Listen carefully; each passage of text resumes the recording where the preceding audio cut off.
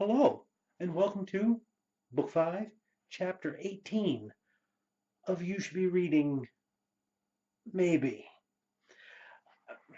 I say maybe because of the book I want to talk to you about today. This one, A Perfect Machine by Brett Savory.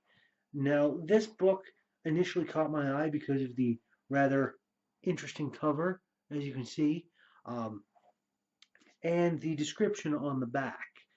Um, Henry Kylo, spelled Kyllo, is a member of a secret society called the Inferne Cutis, a runner whose goal is to achieve full body lead content.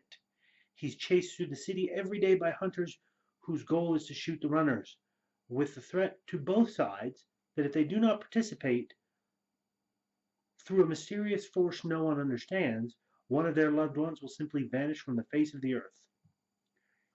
Now, the full body lead content is the fact that they get shot with bullets. The bullets that stay inside them become a part of them, making them less and less human. And this particular thing has, um, it's happened before, the ascension, and it's happening again to Mr. Kylo. And this premise really caught my eye. I ended up actually stumbling across this particular book at my friendly local game store, the Sentry Box, and it was quite interesting to me, to the point that I picked it up. Don't know anything about the author, don't know anything about the story. I've never heard of this book before, so I picked it up and I read through it, and I enjoyed what I read. It was really quite interesting.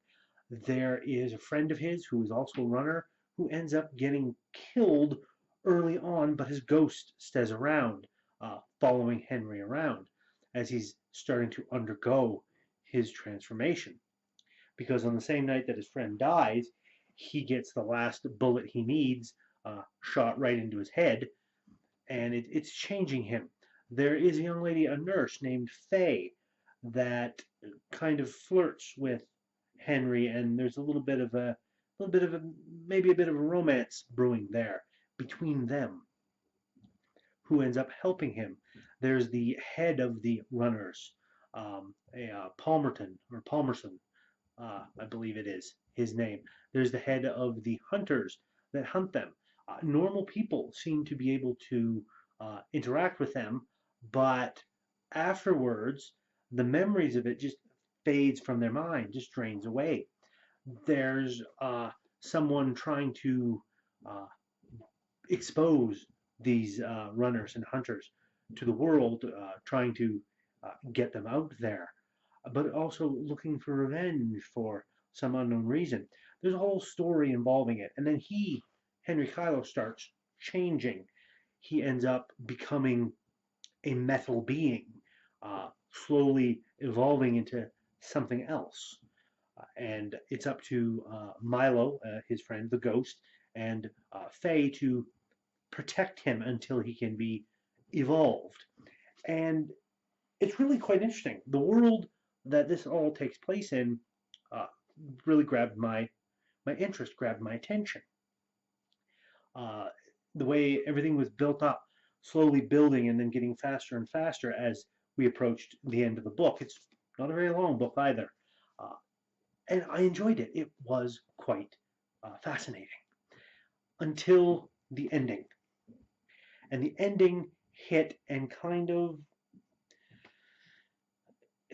completely ruined the book for me, if I'm being honest, because there's going to be spoilers here for this book right now, letting you know. So if you don't want to be spoiled on this book, if you want to give this a chance based off of just what I've said so far, uh, by all means, shut the video off, go find the book, read it, and then you can come back after you've read it and finish watching this video and see if you agree with what I have to say. If you don't mind spoilers, then by all means, carry on, because we're delving into spoiler territory. Okay? All right.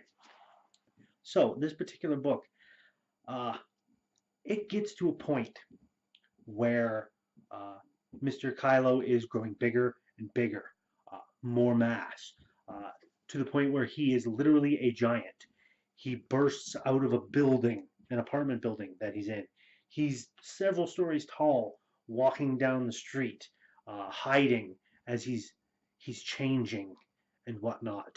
Um, you end up finding out that the one that had happened to before was killed before complete ascension could happen, and the body buried, which is then dug up. And this previous ascension, this young woman, the daughter of the head of the runners, it seems, ends up getting reattached, coming back to life because she wasn't completely dead yet, and hunting down Mr. Kylo, even though it seems like there's going to be a fight, but then there isn't.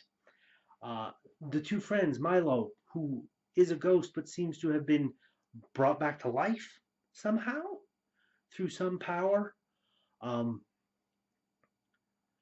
and Faye ends up following Henry down there and is being protected by Henry, even as he's changing. There's like nuclear bombs that get dropped on this city, like destroying thousands of people, hundreds of thousands. And then Mr. Kylo keeps changing and growing bigger and bigger and bigger until he is literally tall enough that his upper half is sticking out of the atmosphere. And he's protecting his two friends, or he was, because as he grew so big, he had them each one cradled in his hand, and he notices that they're dead because there's no more air for them to breathe. So he just lets them go, and they fall back to Earth. And he just keeps getting bigger and bigger and bigger, and I guess expands to the point where the entire universe is him. And that's how the book ends. Or if I were to borrow a phrase that I heard mentioned from a friend of mine, that it was it was used, I think, to used on a movie is what it was first used to describe this particular turn of phrase.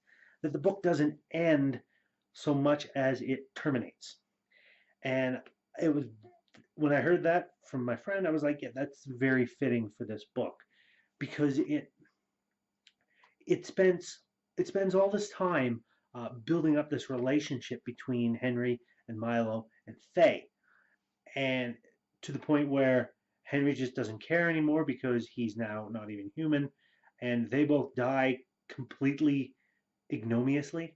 I think that's the word I'm looking for. Uh, their death is meaningless in the grand scheme of things, even though they kept him alive up to this point, and he was protecting them until, oh wait, no, they're dead. Oh well. It just it seemed very, very abrupt. There was no real closure to the story. It's like everything just went off the rails in the last, oh, I don't know. Let me think here. Let me just have a brief look. Yep. About this much. This is about where everything just goes off the rails. Those final few pages, the last chapter. Basically, it's so abrupt and so bizarre in how it ends that everything else was seemingly building up all this humanity and everything. And then that last chapter is almost devoid of humanity. And it's so weird. I I'm afraid that this is going to have to be the second episode where I cannot recommend a book to you. I'm sorry. I had to talk about it because I read it, but I cannot recommend this book. So this is You Should Not Be Reading, episode 2, which is technically episode or chapter 18 of book 5 of You Should Be Reading. I've only done one other You Should Not Be Reading, and for anyone who's watched the show, you know what one it is. I'm sorry, Mr. Savory. I I liked everything about your book up until the ending, and then the ending kind of ruined everything that I liked about the book. It it's left a stain on it for me, and I can't really recommend it to anybody else. This is one book that I don't think I'll be keeping in my collection. I'll be looking to send it on its way, uh, as it were.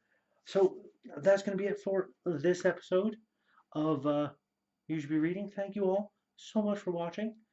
As always, if you like what I'm doing, please give that like button a tap.